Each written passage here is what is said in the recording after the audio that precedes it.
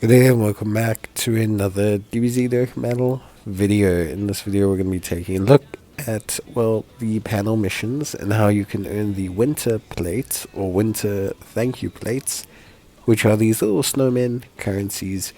And yeah, basically the majority of these are going to come from your panel missions. So completing your panel missions is going to be your primary goal if you want to obviously finish these missions and get these really cool little snowman plates which you can exchange for some nice prizes. Now the missions for the first panel are nothing too crazy. Realistically speaking, all three panels are not anything wild, so you shouldn't really have any major difficulties. Of course, you may have to consider, doing things like training certain units. You may have to look at obviously incorporating orb changes in your team. For things like the rainbow orbs, I highly suggest just doing a longer event. You have to get 7 rainbow orbs, but if you do like a Fighting Legend Goku or a Dokkan event or something where you have more than one phase, all those individual phases count towards the total, so you don't have to just get it in one turn or anything. Of course, the rest, like consuming stamina and completing stages, you can easily just do by doing the intensive training or growth missions, all pretty straightforward. Of course, equipping skill orbs needs to be done before you attempt any stages, but you can do that with any unit that you're using. If you're going to be using an orb changer, place the equipment on them there. Now the snowmen are pretty valuable. You can use them to pick up quite a few really cool items, sport items and potential orbs, kais, lots of cool resources actually.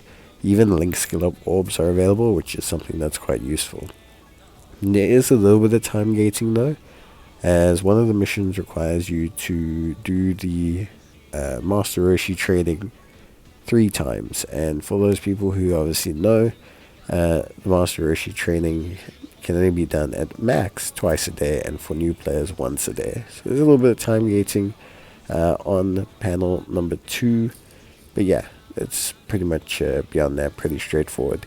Now a lot of the panels will move into each other, so like using stamina, completing stages, all that stuff continues along the way. The category missions are for margin power and power absorption, so making sure that you have your teams filled with either 3 of those characters. There's one panel mission for teams on panel 2, and there's one on panel 3 as well.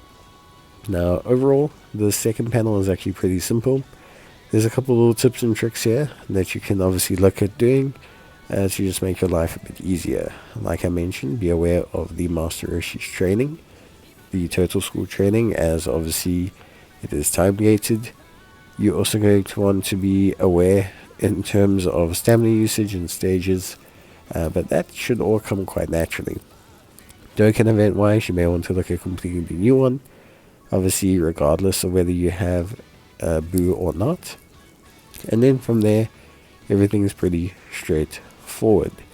Now, you do need to use a sport item in the stage. That can be done with either a Sensu Bean or anything that's pretty stock standard. The only other thing that's pretty major is obviously completing the easy A's. Now, there will be some Extremes Awakenings and Super Easy A's that come out. Both will qualify, but if you're looking to complete this early, just go to the Extreme Z Battle section and choose one you've done before if you're a veteran player. If you're a new player, you only have to do 3 stages, so you can just do the first stage of 3 different ones. There's quite a few that are out, so doing those first stages is relatively easy. Your starter Saiyan Saga team should be able to do so, and then you'll be able to walk away with the rewards ahead of schedule. Once you've done all that, you can complete panel 2, and then panel 3 is incredibly simple and just results in using stamina and completing a lot of stages. But that's not the only way to obtain the snowmen. The other way is from the daily missions. Completing your daily mission will net you some additional snowmen. Only 100 per day, but it does add up over time. So obviously you're going to want to keep your eye out for that. Make sure that you have all of that completed as well. Beyond that, that's pretty much it. Just remember that in terms of the super attacks, because I saw a lot of people get confused about this, you can use the filter to move through them. Key is obviously the blast attack filter, The physical or unarmed strike is the fist, and then you have the sword, which is the armed strike. And you'll need to do 5 super attacks of each, clearing stages. But that's it. Pretty straightforward. Obviously, like I said, the daily missions will give you some snowmen, and then you can go spend it at the barber shop on pretty much whatever you like. But I'll probably talk about that in another video. So yeah, that's it from me. Hope you guys enjoyed the video, and I'll see you in the next one. Till then, bye.